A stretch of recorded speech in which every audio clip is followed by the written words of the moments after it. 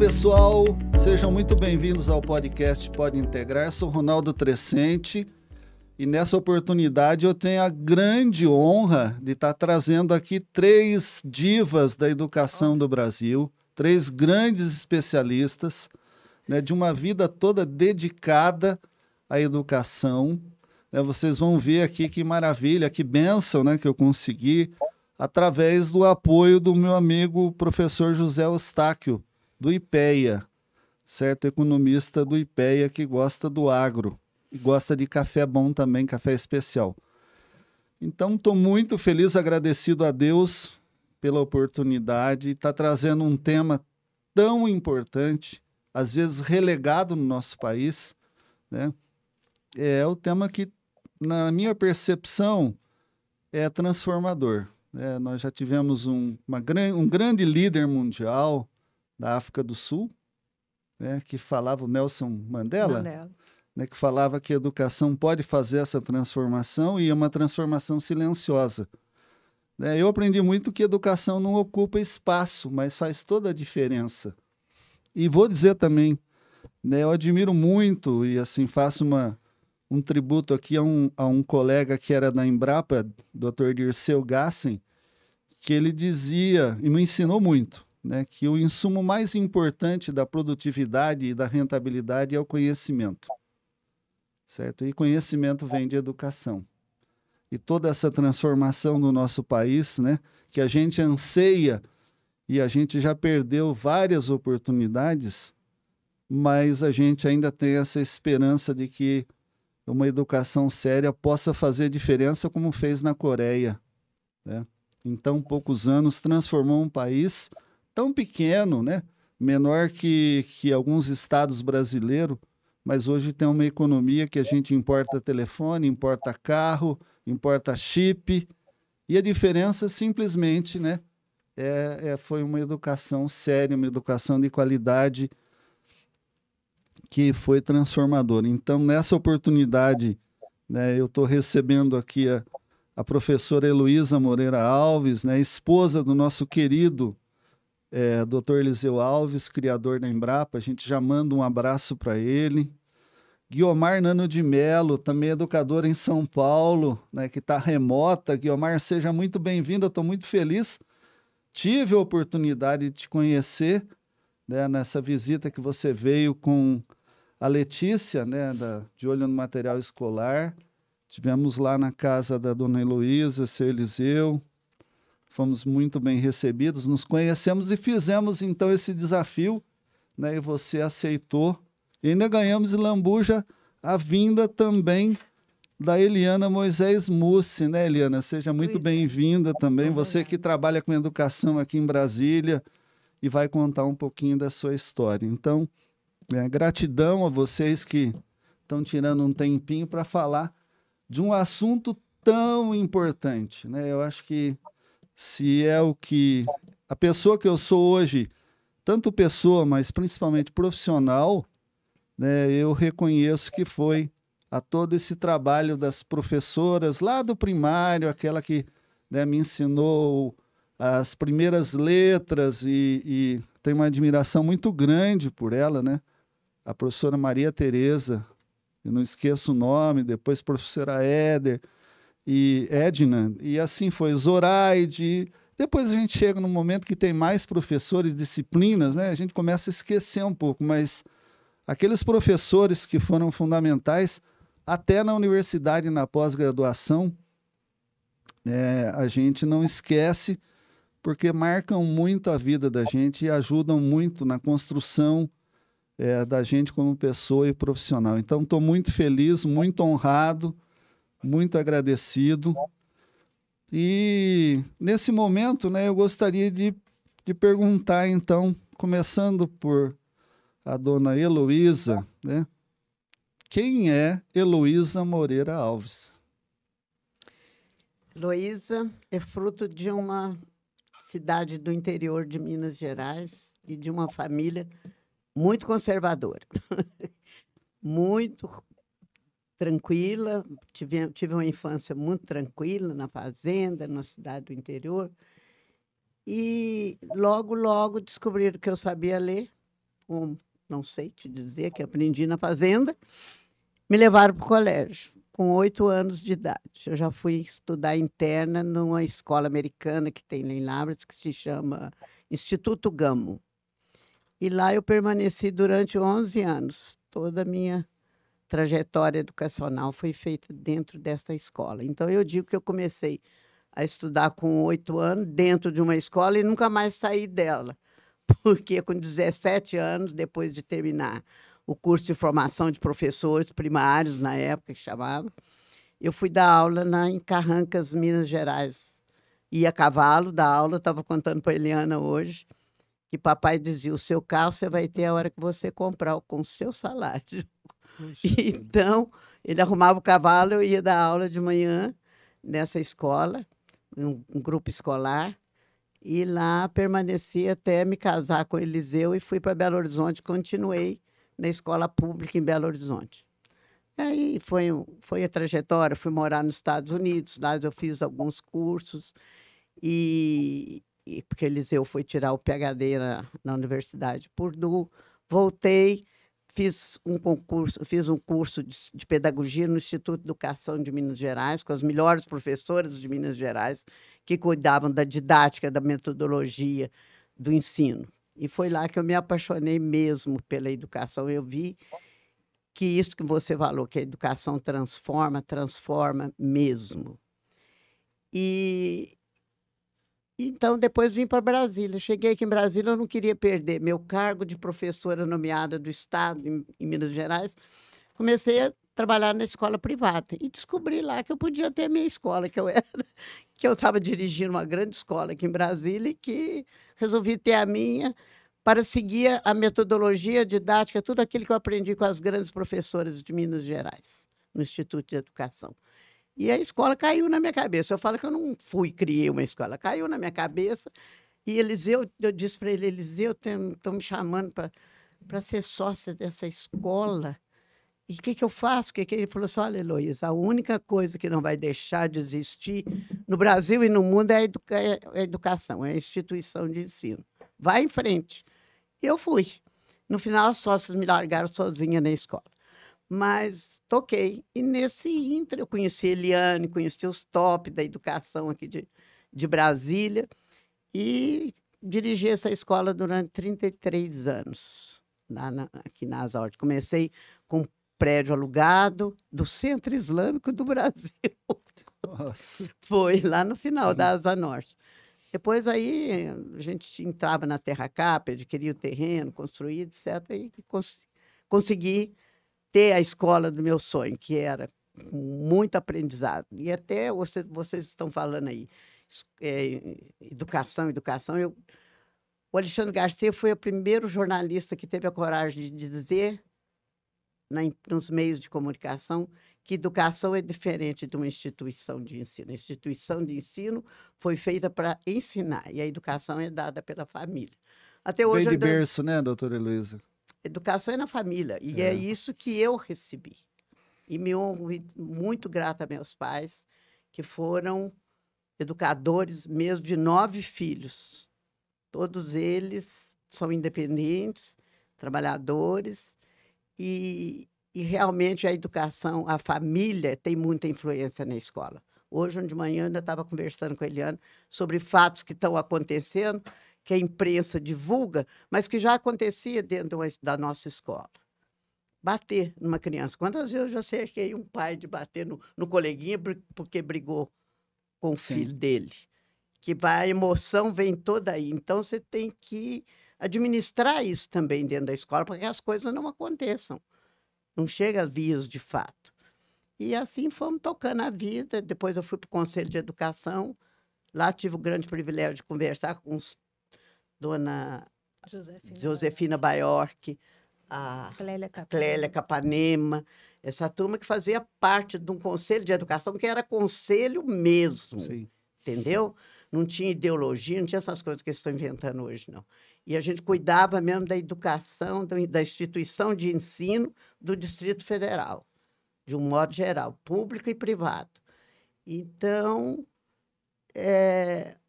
minha trajetória, fiquei lá 12 anos no Conselho de Educação do Distrito Federal, gostava muito. E tive o grande privilégio de conhecer a Eliane, que está conosco, somos amigas até hoje. E a Guiomar, como é que você conheceu, Guiomar? Você levou ela na minha casa. Ah, antes você não conhecia? Não, eu ouvi uma palestra dela naquele do agro no De olho. De olho material escolar. ela estava naquele programa do agro. Sim. A Força do Agro. do Agro. A Guiomar estava lá. De repente ela começou, eu falei, gente, é a primeira mulher na minha vida que eu escuto falando a mesma coisa que eu falo. Quando ela falou, o foco tem que estar no professor, eu falei, até que enfim alguém acordou. Não é possível. Por é verdade, não adianta você querer transformar a educação se você não formar um bom professor para ter na sala de aula. É verdade. E ela falou tudo que estava entalado aqui, ó, que o Mar falou naquele dia.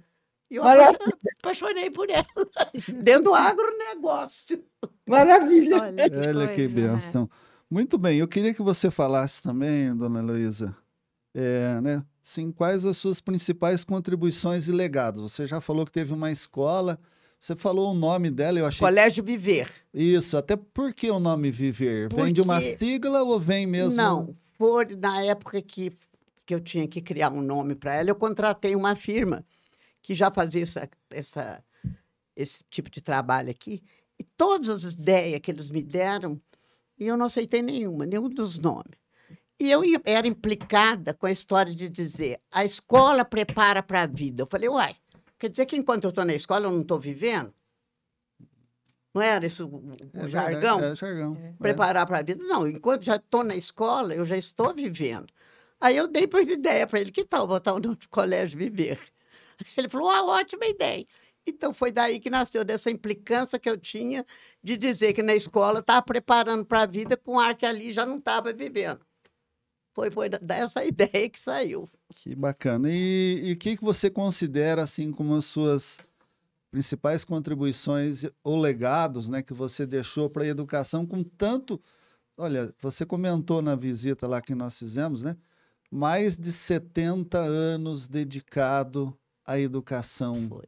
É uma maravilha, é uma benção, é uma vida toda, né? Isso é uma raridade, eu reconheço. Olha, né? a sala de aula, para mim, é um tesouro. Você tem muito mais poder dentro da sala de aula, te dá muito mais poder, porque esse povo fica lutando aí por causa de dinheiro. Em vez desse povo, deputado, senador, não sabe o que é ter um poder que é a sala de aula. É muito gratificante você levar os alunos, por meio de perguntas, à conclusão daquilo que você quer que eles cheguem. Ou talvez até eles te dê outra conclusão também Sim. viável. E a criança é a esperança. O adolescente é uma esperança. Você vive, te renova a cada ano. Eu não vou dizer a terminologia. Minhas professoras diziam que eu gozava dentro da sala de aula, que não mexesse comigo quando eu estivesse dando aula. Mas a criança te rejuvenesce a cada dia. A cada ano você recebe a turminha lá da educação infantil com os mesmos comportamentos, com os alunos lá chorando porque tinha...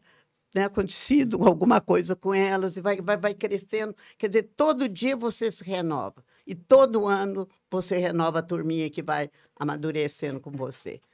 É isso que eu olho para trás e me olho, porque professora olha para você, professora olha para você com desprezo. Como que você não deu protocolo para ser professora? Não é.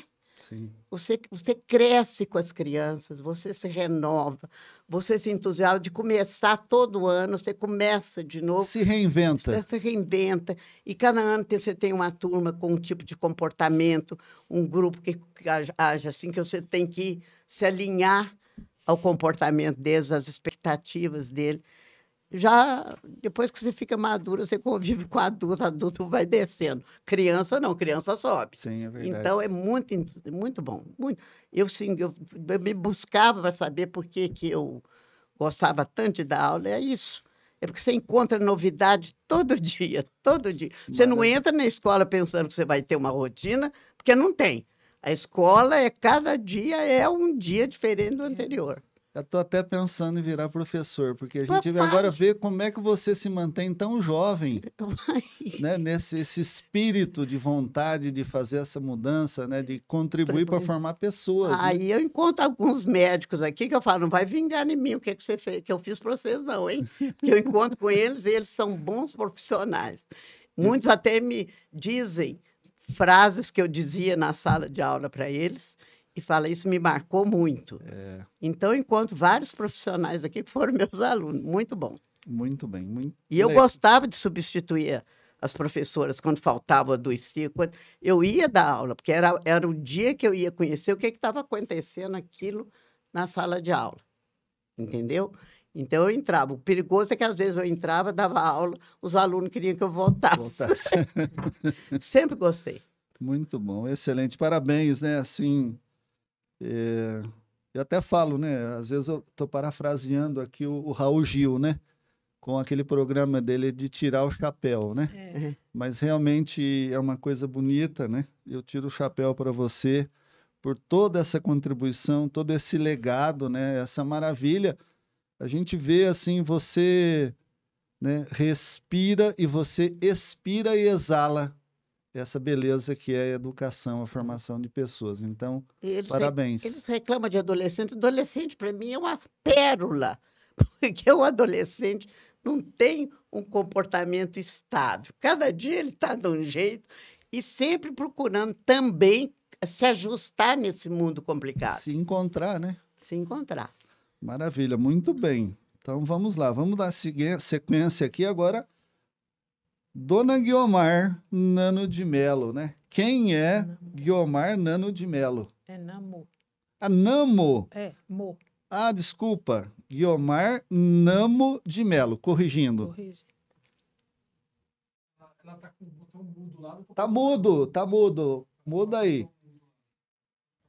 Pronto. É isso. Então, Problema. O nome é difícil mesmo, Ronaldo. Eu sempre falo, é Namo como se fosse de namorada. Mas e vamos você lá. sabe que namorada tá escrito a palavra amor embutido, né? Tá. Assim. Legal, vai lá. Então, primeira coisa que eu tenho que dizer, estou muito satisfeita de ter tido esse convite e agradecer o Eustáquio e você por essa oportunidade de mais uma vez encontrar a professora Heloísa, porque eu me perguntei já várias vezes por que eu não encontrei a Heloísa antes, se a gente pensava tão parecido, e nós estávamos nessa carreira, as duas, nós nunca cruzamos, né? Felizmente, a Letícia promoveu esse encontro. Então, eu agradeço muito ter conhecido você, viu, Heloísa? A sua vida, o seu entusiasmo pela educação me anima bastante. Que eu, às vezes, diante do panorama político, social do Brasil, eu tendo, às vezes, a ter um certo desânimo em relação à possibilidade da educação. Mas vamos lá. Quem sou eu, né?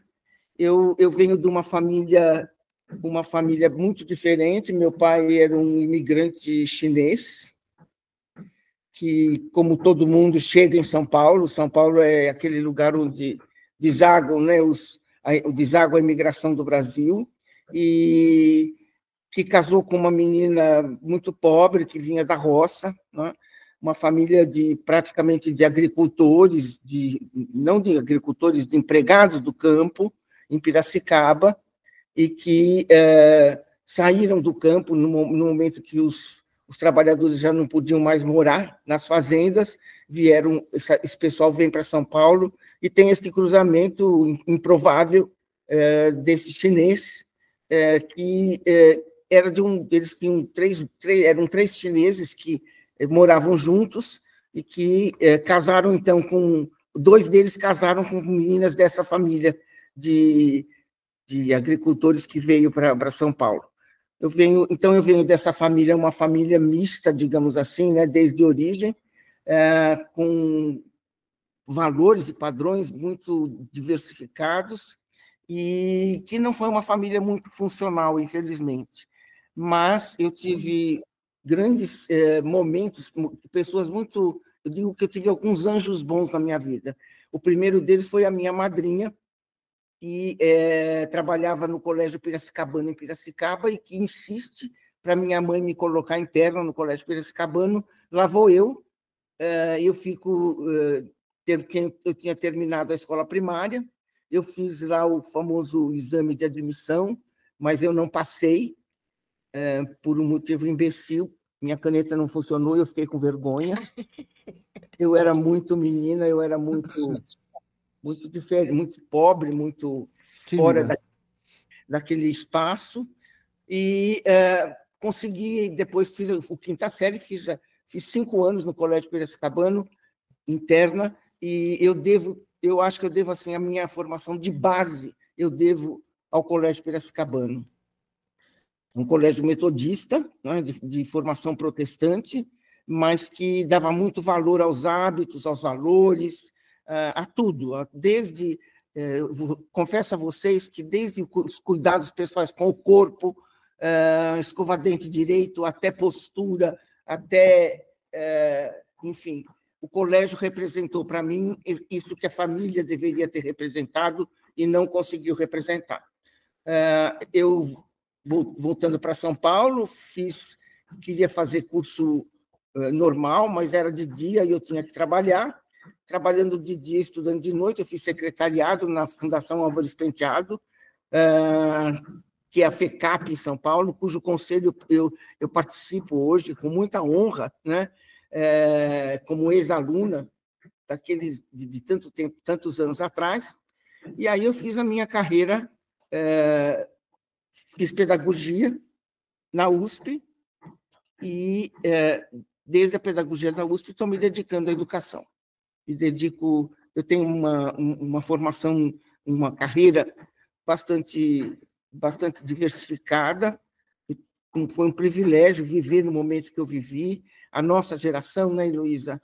E o próprio Ronaldo, pelo que eu vejo, é uma geração muito privilegiada. A gente viveu tempos muito importantes, né?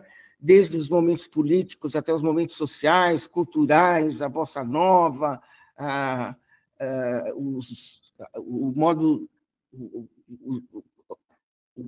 música baiana que vem para São Paulo, enfim, com Caetano... Tropicália, né? A Tropicália.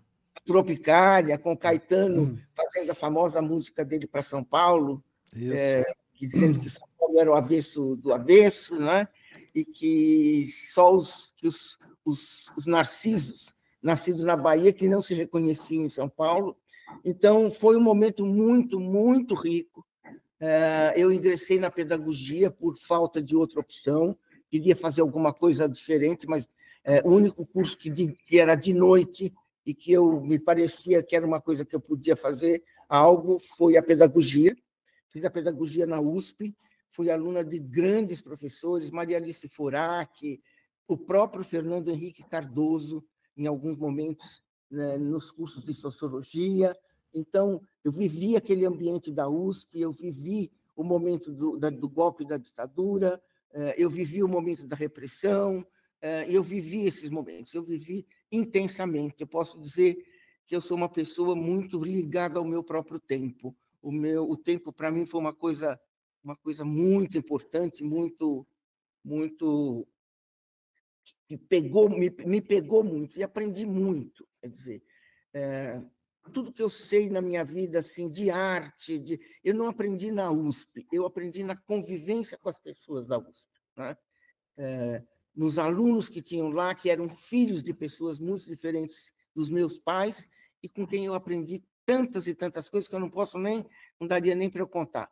Eu fiz a minha carreira é uma carreira longa, eu tenho mais de 50 anos dedicados à educação, mas eu marco muito a minha carreira. Ela começa na Fundação Carlos Chagas, onde eu trabalhei como pesquisadora, e aí eu fiz a minha tese de mestrado, fiz a minha tese de doutorado na PUC de São Paulo, trabalhando na Fundação Carlos Chagas. Também é um lugar onde eu devo a minha formação como pesquisadora, muito importante. Me envolvi muito nos momentos de abertura política depois da ditadura, e neste caminho eu acabei pertencendo a um grupo político interessante, cuja liderança era o Mário Covas. Na época, ele ainda era uma pessoa que tinha os direitos políticos cassados, para vocês verem como faz tempo isso.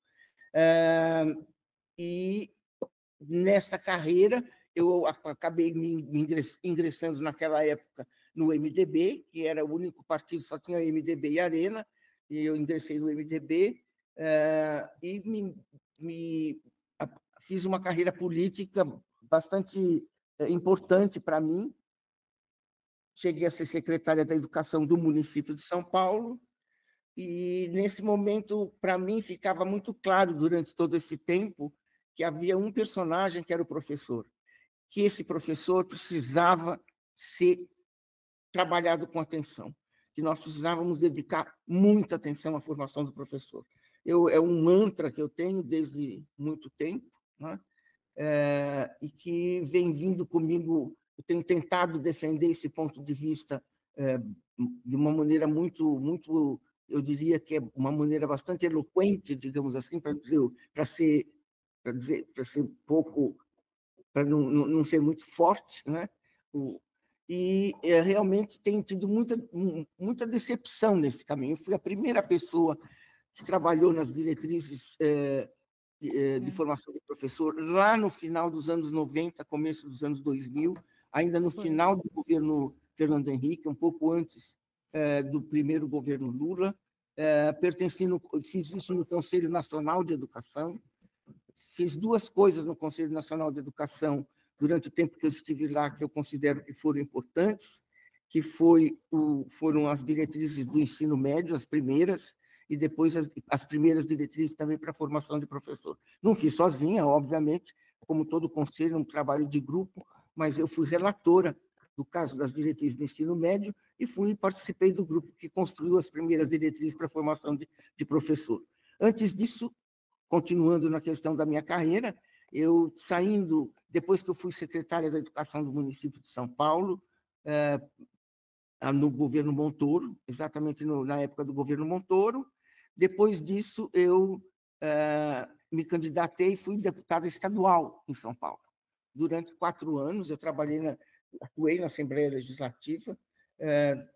Foi um momento importante, aprendi bastante, mas cheguei à conclusão que esse não era o meu caminho. Eu tinha tido uma experiência de executivo como secretária, da qual eu tinha me saído, modéstia à parte, bastante bem, né? Eu fiz uma gestão que até hoje marca muitas pessoas, mas com uma gestão que promoveu carreira de professor, uma das primeiras coisas que eu trabalhei, que promoveu muito a abertura de conselhos, do conselho da escola, de regulamentar o conselho escolar, das escolas públicas, e na minha gestão também foi construído o primeiro currículo de educação infantil em São Paulo. Antes era uma coisa mais do parquinho infantil, que era a herança do Mário de Andrade, né, que foi uma herança importante no caso de São Paulo, mas que precisava ser reinventada, e a gente tentou isso com as diretrizes, com os currículos de educação infantil e de ensino fundamental. E daí eu tive a amarga experiência de ter que transmitir esse cargo na de secretária municipal de educação para um jornalista que tinha sido praticamente um dedo duro do DEOPS, em São Paulo, quando o Jânio Quadros ganhou a eleição aqui. Não sei se vocês se lembram, Fernando Henrique foi candidato a prefeito e perdeu a eleição para o Jânio Quadros. Eu não conseguia, foi uma coisa assim, que para mim foi como se fosse sei lá, um golpe, né? Uma coisa na minha cabeça, assim, não me conformava com aquilo. Hoje eu entendo melhor o que aconteceu e tudo, mas naquele momento eu não tinha tanta compreensão, né?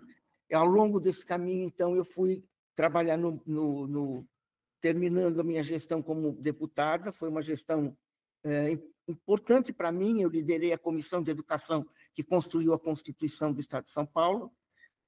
Briguei muito nessa comissão para defender, viu, Heloísa, defender a questão do ensino propriamente dito, porque na educação tem muita gente que se mete para achar que a escola tem que formar tudo, né? desde da personalidade, a esforço emocional, e acaba que o ensino, que é propriamente a função da escola, vai ficando para trás. E quem é prejudicado com isso é a criança pobre da escola pública, porque a criança da escola particular tem outras formas de acesso ao conhecimento. A criança da escola pública não tem. Depois disso, da minha carreira como deputada, eu fui trabalhar no Banco Mundial. Eu vivi 5 anos em Washington. Eu trabalhei no Banco Mundial durante 3 anos e durante 2 anos no BID, e pensava até de me aposentar e ficar por lá, mas começaram a nascer meus netos. E aí eu cheguei à conclusão que eu tinha que voltar, que não dava para ficar alheia a esse momento de ter netos, já que, inclusive, eu achava que a minha carreira com os meus filhos, a minha vida tinha sido tão tumultuada, que a minha relação com os meus filhos foi muito bom, meus filhos estão muito bem, todos 3 e tal, mas eu perdi muito da infância deles. Eu não queria fazer isso com os meus netos. Então, eu voltei para São Paulo, fui trabalhar na Fundação Vitor Tivita, dirigi a revista Escola, e como publisher da revista Escola foi um aprendizado. Então, é uma carreira que eu fui do setor público, eu fui do setor privado com o Banco Mundial, e depois na Fundação Vitor Tivita, que era o sponsor da Fundação Vitor Tivita, era Abril, como vocês lembram, devem lembrar. Exato. Então, essa é uma carreira muito diversificada, né? Guiomar, você tem livros publicados também. Pode falar um pouquinho para a gente? Eu tenho. Tem 2, ó. Eu tenho alguns livros publicados que eu considero que é um legado que eu vou deixar. Esses livros, se vocês pegarem, vocês vão ver que tem uma tônica ali, que é aprendizagem, foco no aluno, foco no professor. Pode mostrar a capa deles para nós aí. Ai, que esse. Esse daí... Uso. Eu gosto muito desse meu livro. Ele é lindo demais. E tem o que você falou aqui, está escrito aqui. O que a Heloísa falou tem aqui. Quando você fala do livro didático, tem E aqui o outro? uma parte. E o outro é mostrar. esse aqui. Eu usei muito em sala de aula. Educação e competitividade, né? Muito. Vocês não imaginam, o meu primeiro livro era sobre competência técnica e compromisso político. Como eu apanhei da esquerda por causa desse termo competência, porque eu era ligado ao mercado. Quer dizer, foi isso também que fez com que, do ponto de vista político, eu me afastasse.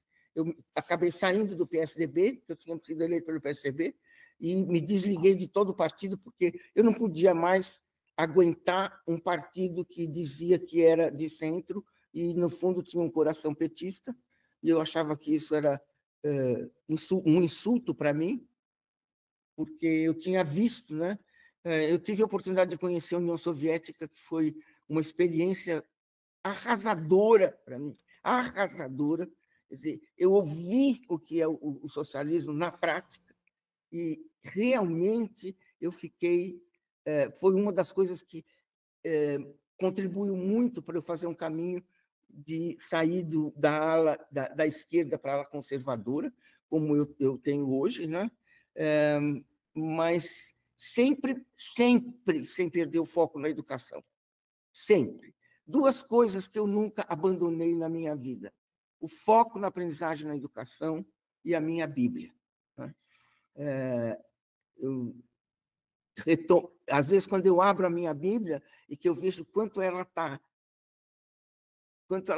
grifada, anotada, sabe? Eu vejo E atual também, né? E atual também. E atual. Ele foi um livro que contribuiu muito para a minha formação, mesmo que eu não tenha tido uma consciência clara do que eu estava fazendo, né?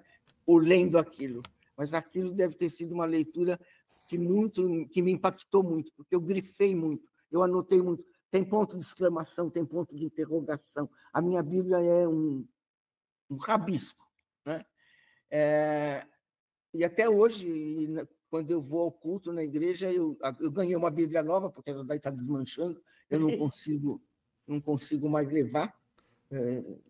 Outro dia no táxi ela despencou, dividiu em 2, eu acabei tendo que guardar em casa, mas a minha amiga Vera veio e me deu uma nova. E hoje eu sou membro do Conselho Estadual, do Conselho Municipal de Educação e dou consultoria em algumas escolas particulares e faço palestra. Eu não sei se é oportuno nesse momento. Pode falar, sim, pode falar.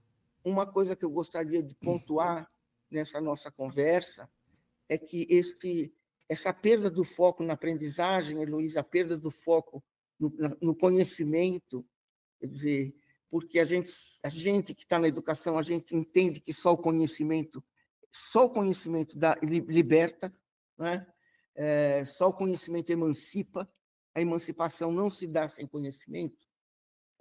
Esse foco, a perda desse foco, eu acho que ela se deve muito à atuação de muitas ONGs em São Paulo, em educação no Brasil, que um pouco elas acabam pegando uma agenda que deveria ser do governo e assumindo essa agenda, quando então fica uma coisa muito estranha, a gente não sabe o que é governo, o que é ONG, há uma simbiose aí muito esquisita, né? E eu acho que muitas coisas dependem muito dessa atuação, que hoje é uma realidade. Quando eu vejo como é aquele que fala sobre a Amazônia? Aldo Rebelo. Quando eu vejo o Aldo Rebelo criticar a atuação das ONGs na Amazônia, eu penso que alguém deveria criticar a atuação das ONGs na educação. Muito bom.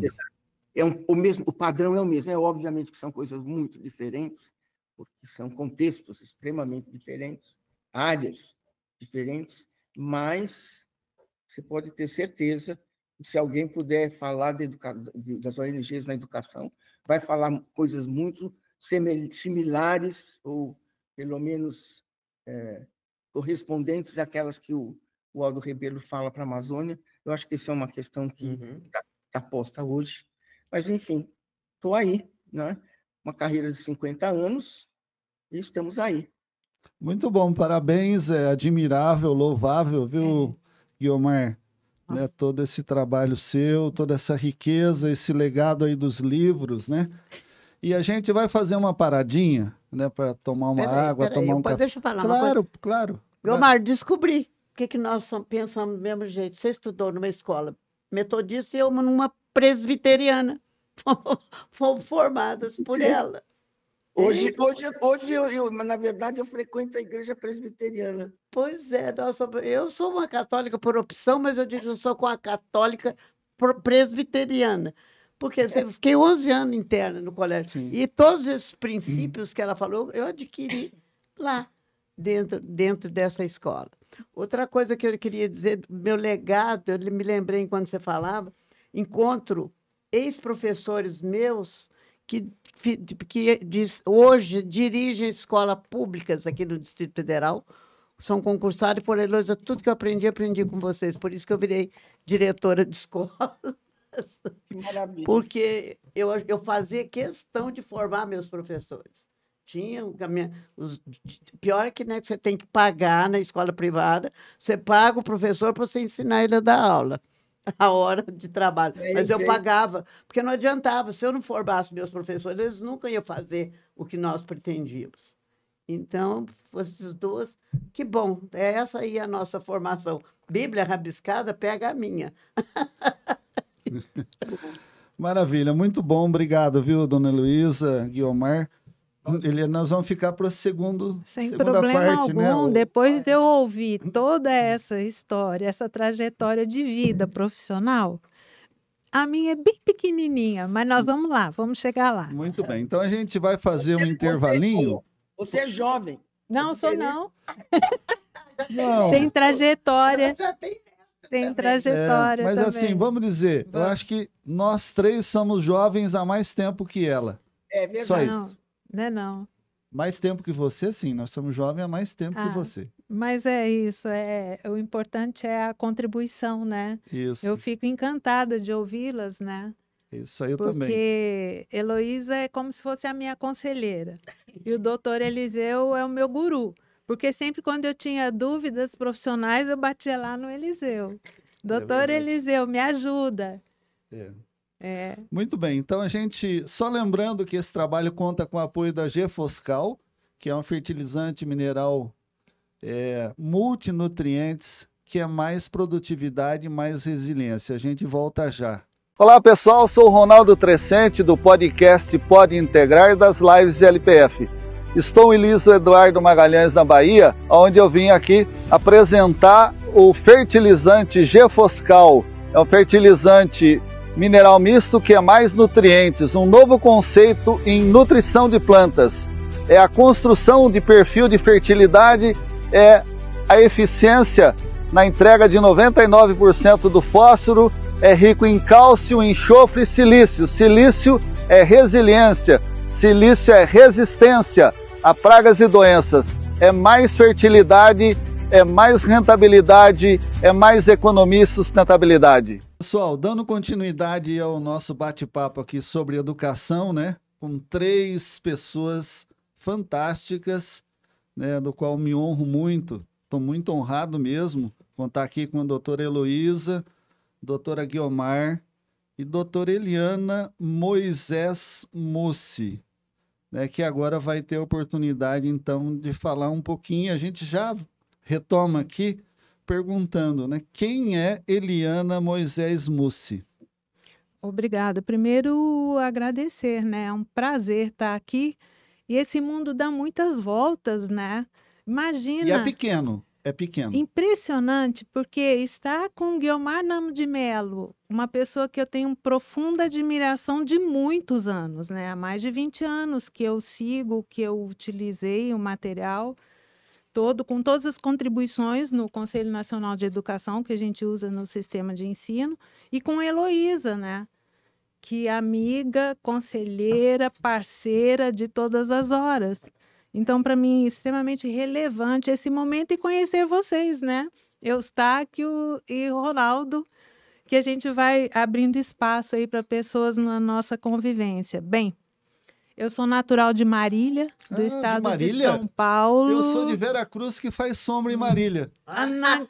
Mas eu não acredito. Você não acredita? O mundo é pequeno. É pequeno, tá vendo? Lá nasceu a TAM, lá nasceu o Bradesco, a capital do alimento no Brasil, eu já ia os biscoitos. falar Ailirã, Marilã.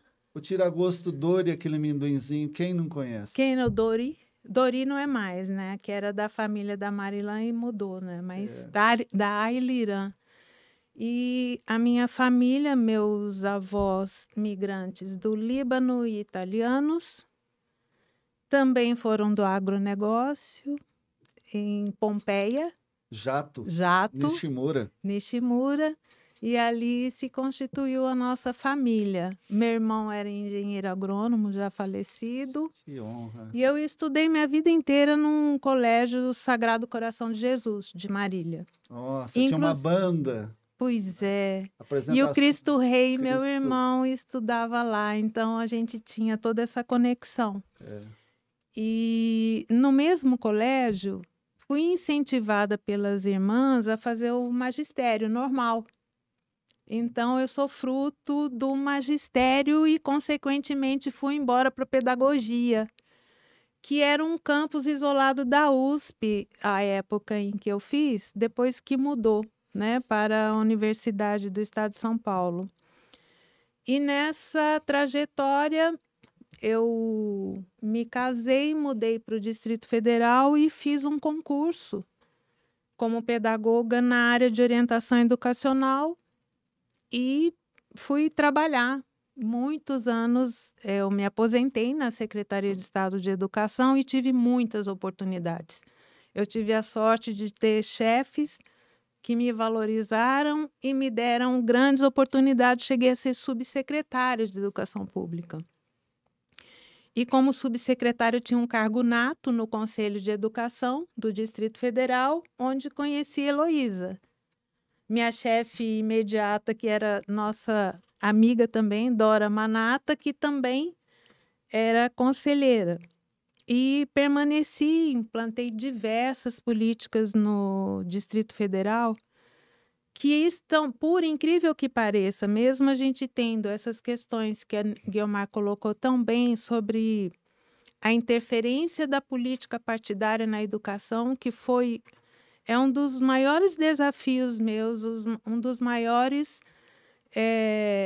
problemas que eu encontrei na definição, tanto como professora na educação superior durante 15 anos e como subsecretária na implantação de políticas, as desavenças e os conflitos em termos de política partidária e não de políticas educacionais, a confusão que se faz até hoje.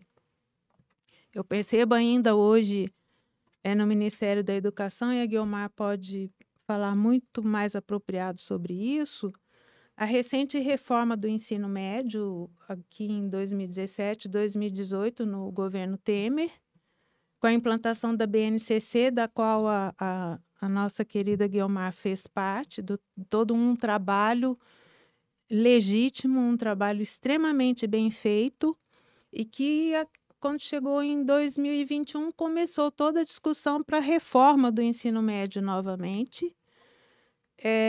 Faço aqui uma crítica, porque agora começou lá as discussões 2021, 2022, 2023 eu participei como presidente do Conselho de Educação, no ano de 2023, de vários episódios no CNE e no Ministério da Educação, totalmente desconectados de uma realidade que já vinha se impondo. Então, as diversas políticas que eu tentei implantar ainda são consagradas hoje e permanecem ainda, que foi a educação de jovens e adultos à distância, para as pessoas que não tinham oportunidade de estudar no terceiro segmento, no segundo segmento, na rede pública.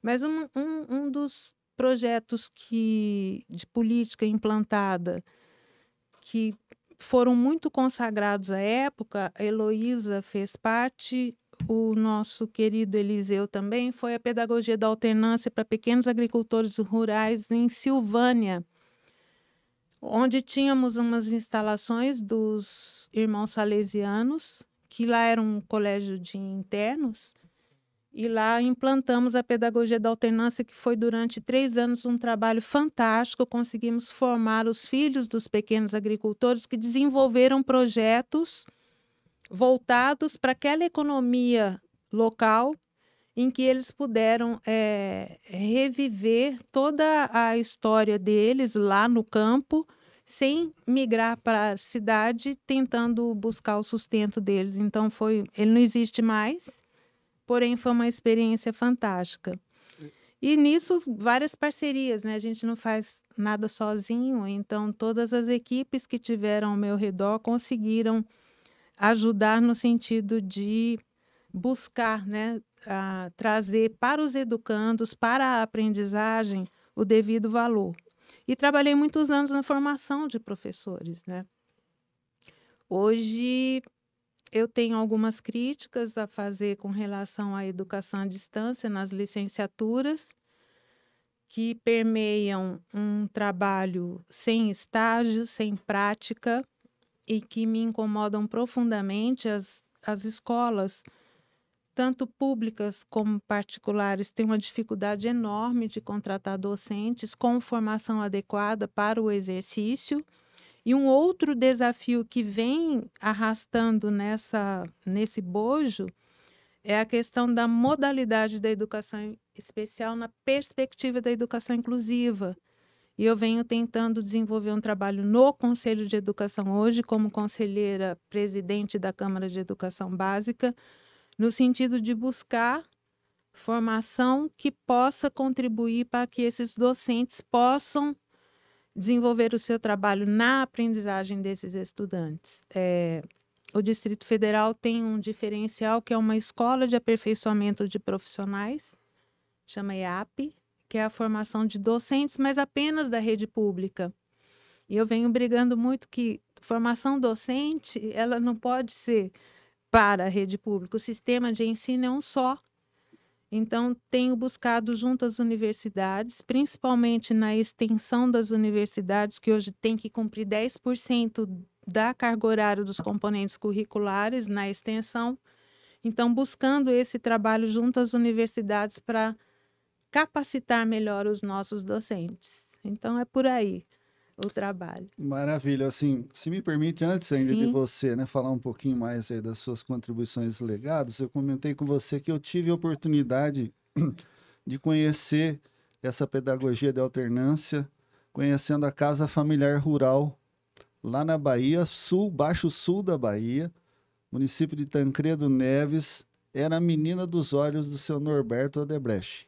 Olha. Certo? Eu fui lá para conhecer esse sistema, para a formação, e fiquei encantado, porque eu tive a oportunidade de ver filhos de produtores. A gente Isso. sempre fala, né? Tem um estigma que santo de casa não faz milagre. Mas lá eu pude constatar que santo de casa faz milagre. Por quê? Porque é um sistema de ensino, como você bem colocou, né, de casa familiar rural, que é a pedagogia da alternância, onde o aluno fica 15 dias na escola, 15 dias em casa. Isso.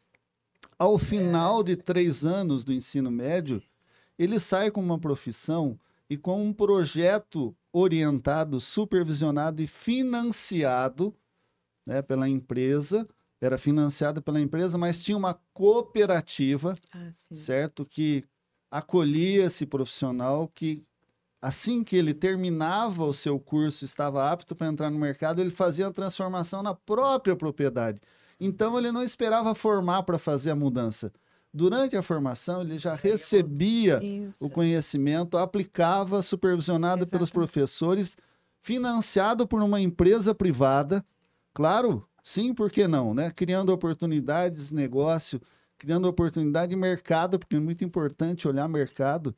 Eu já vi projetos aqui em Brasília de verticalização que frustraram porque esqueceram de olhar o mercado. Você pode produzir, se você não tiver para quem vender.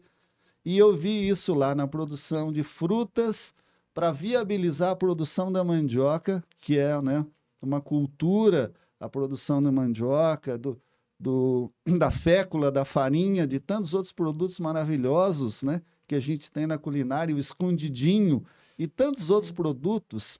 Mas o que mais me encantou foi essa capacidade de transformação do santo de casa, nesse processo de ensino da pedagogia de alternância. Então, parabéns, né, por você lutar por isso e você entender também, né, que não dá para separar o público do privado. Não. Certo? O privado, talvez porque tem recurso, ele vai buscar uma escola melhor para os filhos. Mas nem sempre a escola privada é melhor do que o ensino público. São características distintas, mas que cumprem com o mesmo objetivo, né? Formar pessoas para o mundo do trabalho, né? A pedagogia da alternância, quando nós implantamos lá em Silvânia, nós recebemos muitas críticas, porque afirmavam que não ia dar certo, pelo contrário, deu muito certo, e a época, a mantenedora, a UBEC, pretendia desenvolver o projeto até por mais tempo para descarregar a filantropia. Então, o investimento era todo da universidade, da mantenedora da universidade, e tínhamos acompanhamento de professores que estudavam, alguns professores da UNB também nos ajudaram muito, mas estávamos presentes lá, a seleção de professores, formação de professores, o contato com as famílias, que é extremamente importante. E lá a estratégia era uma semana na escola, uma semana no campo, e os professores acompanhavam, a Emater acompanhava, então tinha todo um trabalho por trás sendo desenvolvido que foi muito importante para aquela região. Eu sinto assim, né, como filho de produtor rural, que fiz técnico agrícola, agropecuário naquela época, né, e depois agronomia, que a gente tem uma dificuldade muito grande. A gente vai para a escola, se isola da realidade, e quando a gente volta para atuar no campo, a gente está perdido, porque tem teoria e não tem prática. Então, a gente sabe tudo do nada e se isola do mundo real que está acontecendo. Então, aí a gente fica inseguro, né, para aplicar aquele conhecimento que nós aprendemos na escola, porque às vezes também a gente não foi o meu caso, né? mas às vezes a gente esquece que no período de férias a gente tem que fazer estágio. É verdade. Eu não sei se a Guiomar viu a diretriz curricular da educação de jovens e adultos, que saiu agora em abril. Tem lá um artigo incentivando o sistema de ensino a aplicar na educação de jovens e adultos a pedagogia da alternância. Inclusive, surgiu uma resolução, se não me engano, mais recente do que a que utilizamos lá em Silvânia, atualizando a pedagogia da alternância. Então, tem sido, acho que o pessoal está dando mais valor à pedagogia da alternância, não achando equívoco a implantação dessa estratégia de trabalho, né? Maravilha, Olha, muito bem. Pois eu não, posso- Guiomar? Não só para pontuar uma coisa menor aí, mas importante, quer dizer, o que você observa como esses projetos de pedagogia da alternância e muitos outros que existem pelo Brasil, o Ministério da Educação ele deveria ter um trabalho de mapear, disseminar, incentivar essas experiências. Não precisa nem dar dinheiro. O que precisa é fazer com que o município vá ganhando protagonismo. Por isso que eu acho que a De Olho no Material Escolar ela tem um potencial de transformação absolutamente fantástico. Por quê? Porque ela chega todo município tem um produtor rural. Sim. Todo município tem um agricultor. E é daí que pode vir uma transformação, porque eu acho que nós temos que desistir de grandes políticas nacionais. Nacionalmente, você tem grandes diretrizes, sabe, Eliana? De resto, eu acho que a educação no Brasil vai mudar município por município. E se a pedagogia da alternância é boa, aí, nesse município que você citou, ela talvez não seja aplicável numa cidade grande como São Paulo, mas aqui deve ter Perfeito. outras experiências. Sim. E a gente precisava fazer com que o município ganhasse cada vez mais protagonismo e que o município assumisse a mudança dentro do seu território, a transformação dentro do seu território. Eu acho que essa é uma questão importante. A pedagogia da alternância, sem dúvida, é uma alternativa, e é uma alternativa muito rica, mas não é alternativa para todo mundo. Então, precisaria ter formas de fazer com que essa experiência chegasse aonde é adequada e outras experiências chegassem. Então, você teria uma política nacional de coordenar isso, coisa que o Ministério não está preocupado. Eu quero voltar a alguns pontos que a Eliana levantou, mas agora eu... Mas então já vou emendar para vocês, né? Agora fica livre para... Não sei se você quer colocar mais alguma coisa, Não. tá bom? Então, agora, até por sugestão do meu amigo Zé Eustáquio, professor José Eustáquio, que também é educador, né? Como é que vocês enxergam a questão da educação atual no Brasil, essa questão do Sistema Nacional de Educação, né? Que às vezes tenta padronizar um país continental. É exatamente o contrário disso que eu estava falando, né, Eustáquio? Exato. É. O Sistema Exato. Nacional de Educação é criar em Brasília mais uma superestrutura. Exatamente. E eu acho que não é o caminho para um país como o Brasil. Não O é. caminho para um país como o Brasil é você ter uma coordenação nacional de grandes linhas e atenta a que as experiências existam, floresçam, sejam disseminadas. município. Se tiver dinheiro, fortalecendo com recursos, se não tiver, fortalecendo com, eventualmente, uma assistência técnica, uma assessoria, mas não criando criar um Sistema Nacional de Educação vai ser um atraso do ponto de vista político e Exatamente. institucional. Eu não sei o que as minhas É isso companheiras... Vamos ver o que as mesmo. meninas falam aqui, Olha, Heloísa. eu me lembrei, você falando aí sobre a influência, vamos dizer, da escola de agricultura no município. Eliseu, há muitos anos, ele disse, Viçosa, onde ele estudou, não teve nem um pingo de atuação no campo rural ao redor de Viçosa. Não muda o entorno. Não muda o entorno. A Escola Superior de Agricultura de Lavras, também, que era uma escola privada, dirigida pelos americanos, da mesma entidade, pertencia ao Instituto Gama, também não teve atuação nenhuma na zona rural daquela periferia toda ali, daquele sul de Minas. E ele trabalhou muito na extensão rural. Ele sempre batalhava com isso, da falta de atuação do pesquisador da instituição de ensino no município. Tem experiência lá no município de Carrancas. O prefeito de lá é o segundo prefeito mais antigo do Brasil, de idade.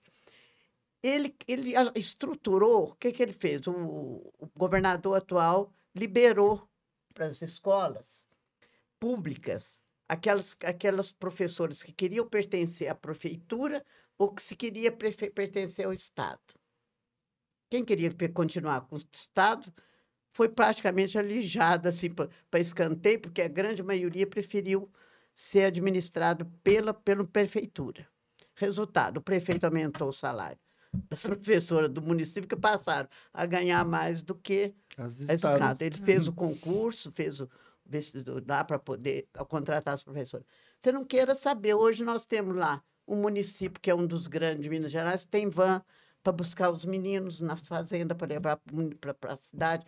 Tem educação infantil, que está cidade é desse tamanhozinho, pequenininho, mas tem uma van que busca as crianças da educação infantil, põe na porta da escola, mas melhorou muito a educação no município. E é isso que nós precisamos fazer, Gilmar. Batalhar para o MEC não interferir na educação do município, porque cada município do Brasil é uma cidade independente, é um país independente aqui. É verdade. E tudo acontece no município. Tudo acontece no município e ele é independente. O que acontece aqui não vai acontecer lá em Belo Horizonte. Então, o projeto de lei, viu, Heloísa? O projeto de lei de criação do Sistema Nacional já foi aprovado no Senado, ele está na Câmara Federal e houve uma tentativa de associar a questão do Sistema Nacional com o Plano Nacional de Educação. Eu acho que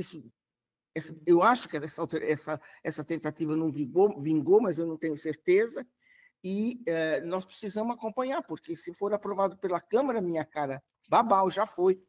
Como a gente corrige esse câncer, que é a impregnação da ideologia dentro da educação no Brasil?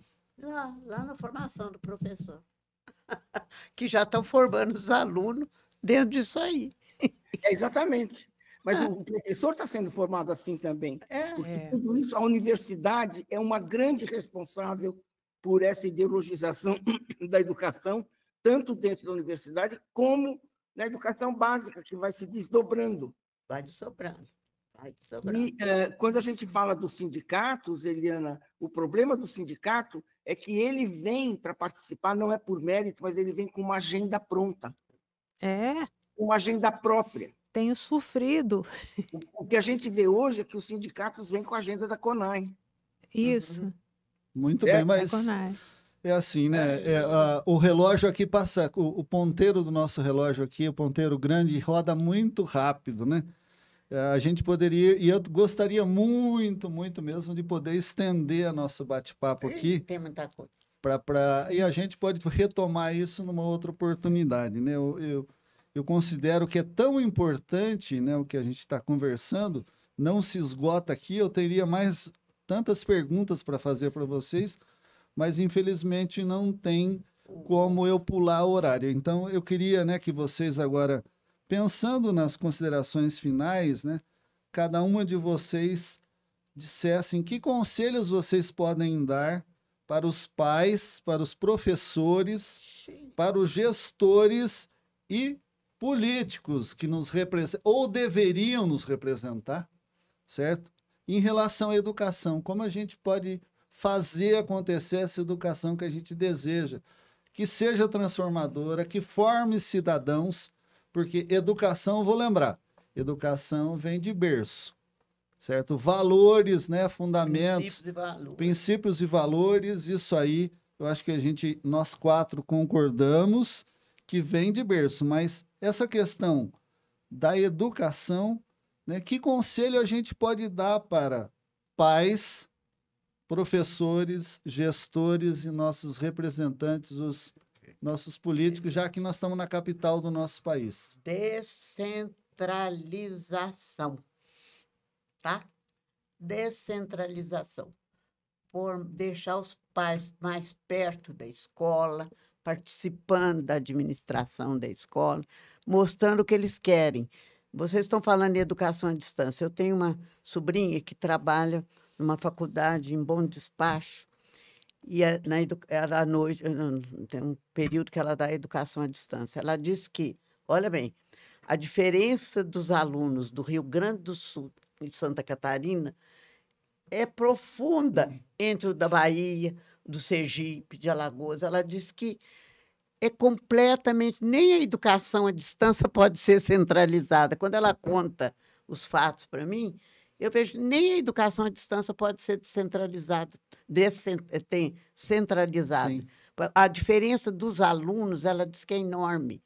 E das esperanças, das perspectivas, das propostas que eles fazem, é completamente As diferente. realidades são muito diferentes. Completamente. Né, Então, tem doutora que Luísa? descentralizar. Tem que Eu descentralizar isso aí, né? entendo que hoje a escola precisa muito da participação dos pais, mas o que eu vejo, eu vou muito lá no chão de fábrica, é a transferência de responsabilidade do papel da família para a escola. Isso é algo constante que eu tenho visto, principalmente dos estudantes que têm dificuldades de aprendizagem, transtornos do espectro autista, deficiência mental ou altas habilidades, porque é um trabalho do professor imenso com relação aos estudantes tidos típicos e atípicos dentro da mesma sala de aula. É algo que precisa ser repensado,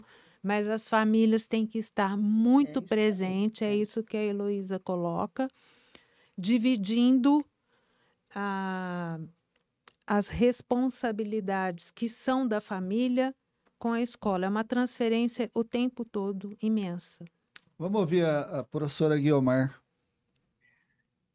Olha, eu acho que as questões da educação no Brasil são muitas e exigem reflexões muito variadas.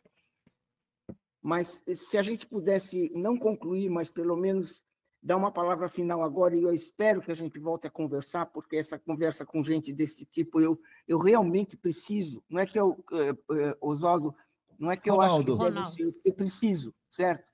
Eu preciso trocar ideias com pessoas com as quais eu tenho liberdade de pensamento. E porque liberdade de pensamento no Brasil não é uma coisa simples hoje, né? Vocês sabem disso. De expressão é mais complexa ainda. Eu tenho sofrido muito, Guiomar. De pensamento e expressão. Então, as minhas palavras finais seriam: famílias, professores, gestores, o nosso foco tem que ser aprendizagem. Tem que ser construção, aquisição e construção de conhecimento. O conhecimento emancipa. Se a gente puder dar aos nossos alunos conteúdos que desenvolvam pensamento analítico, pensamento crítico, a capacidade de prever resultados, a capacidade de autorregulação, de saber como que você planeja agora para você colher os frutos mais um pouco para frente, que é o fundamento da autonomia. Se a gente puder fazer isso, e a gente faz isso com os conteúdos, faz isso na matemática, a gente pode fazer isso na língua portuguesa, na filosofia, na química, na física, em todos os conteúdos do currículo. Então, quando a gente trabalha os conteúdos do currículo de modo que ele seja aprendido e que essa aprendizagem seja significativa, que o aluno possa transferir essa aprendizagem para outras situações, nós estamos emancipando cidadania. Nós não precisamos fazer discursos sobre a cidadania. Nós precisamos ser bons professores. Nós precisamos ter boas escolas. A cidadania se constrói a partir daí. É isso. Maravilha, maravilha. Não é uma palavra final, tem 1000 problemas para a gente conversar, mas antes de tudo, fundar este princípio. A aprendizagem é importante e mais, todo mundo é capaz de aprender. Maravilha, muito bem. Olha, concordo com a Eliana que nós temos que rever a questão das crianças com necessidades especiais, das crianças, dos alunos deficientes ou dos alunos de altas habilidades. Acho que nós temos um problema aí para resolver, mas, independentemente disso, todo mundo pode aprender dentro da sua condição. Sim.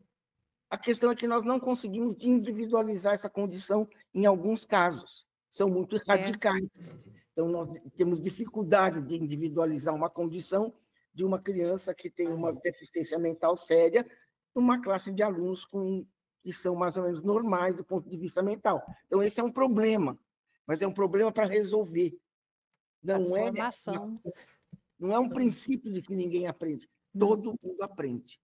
Maravilha, professora Guiomar. Peraí, deixa eu falar uma coisa com a Guiomar. Nós tivemos, semana passada, os 7 dons do Espírito Santo. Todo mundo tem um dom. Concorda? Concordo. Cada um de nós recebeu pelo menos um talento. E é esse que nós temos que desenvolver. A escola tem que desenvolver. Exato, tem que multiplicar, porque, inclusive, Cristo castigou quem não multiplicou o que ele recebeu. O talento, exatamente. Não foi? É isso aí. Então, nós temos que batalhar. Promete que a gente pode voltar a conversar? Peraí, eu quero te fazer um convite. Vem ficar comigo aqui em casa, que eu reúno essa tropa aqui e nós podemos mudar o mundo. Vem ficar comigo. A gente pode planejar uma coisa desse tipo. Pode vir, fica lá em casa, minha casa está tranquila, hein? Vamos lá, vamos reunir que a gente muda o mundo. Tô dentro. Vamos trazer a Letícia. Vamos. Letícia Jacinto, né? De olho no material escolar. Podemos mudar o mundo. Vamos pensar nisso. Maravilha, olha, estou muito feliz, muito agradecido, né? Eu acho que o Brasil é um país cheio de talento. É porque, assim, talento na educação. Está muito lento, né? Está muito lento, sabe? Então, a gente precisa botar realmente aí, acelerar um pouquinho as coisas, né? Para que essa transformação aconteça e, de preferência, aconteça em vida, né? Que a gente consiga ver algumas coisas mudando para melhor, né? Porque esse país merece. A gente precisa que seja logo, né? Porque em vida tem gente aqui que está na última década, né? Você é mais nova do que eu. De jeito nenhum. Não vem com essa conversa que nós estamos, né? Entregando os pontos, não, viu? Não, mas não, para morrer de pé. Viu? Isso. Muito bem, eu gostaria de agradecer, então, né, professora Heloísa, se eu posso assim chamar, né, doutora Heloísa Moreira Alves, né, estou muito feliz, muito grato. Guiomar, né, de Melo, vou pular o seu nome, essa parte do seu nome que é mais difícil para eu falar, né? Tudo bem. Mas parabéns, né, estou maravilhado. E Eliana Mussi, né? Mussi. Nossa, assim, desculpa a brincadeira, né? Mas quando eu penso em mousse de maracujá, aí é uma delícia, né? Acho que educação também é isso, né? Ainda mais de Veracruz. Pensou? É o grande produtor da região lá. Vocês não começam, não. Para proteger a cidade de vocês. Eliana, foi um prazer estar com você, viu? Eu que digo o meu prazer, a minha paixão pela mulher, e a mulher aqui, ó. Muito foi bacana. Um presente. E eu vou agradecer ao Zé Eustáquio, né? O professor José Eustáquio, que foi, né, o articulador disso tudo, além de trazer café de qualidade para nós. Agora tem o Baby Agro. Agora vem a Baby Agro. Baby Agro. A princesa do café. Chegando por aí, né? E vamos pensar na formação, na educação dela, né, Guiomar? É uma responsabilidade que a gente tem aí com ele, né? Então, gente, uma educação infantil comprometida com o desenvolvimento do sistema neural. Exatamente. Então, gente, né, muito obrigado, né, gratidão, dona Heloísa, né, estendo o meu abraço ao professor Dr. Eliseu Alves, né, que eu admiro muito. Guiomar, parabéns pelo seu trabalho, né, fantástico. E também, Eliane, você que né, tá nessa... Estou chegando. Está chegando, né? A gente está chegando e esse desafio é muito grande, imagino, né? Heloísa, o que você enfrenta. Da minha parte, queria que você mandasse um grande abraço para o Eliseu. Dou sim, pode deixar. Tá lá. Deve estar me chamando lá. Exatamente. Então, gente, muito obrigado. Fiquem com Deus. Eu gostaria de lembrar que esse trabalho conta com o apoio da Gefoscal, né, que é um fertilizante multinutrientes, né, que é mais produtividade, mais rentabilidade e mais resiliência. Muito obrigado, fiquem com Deus.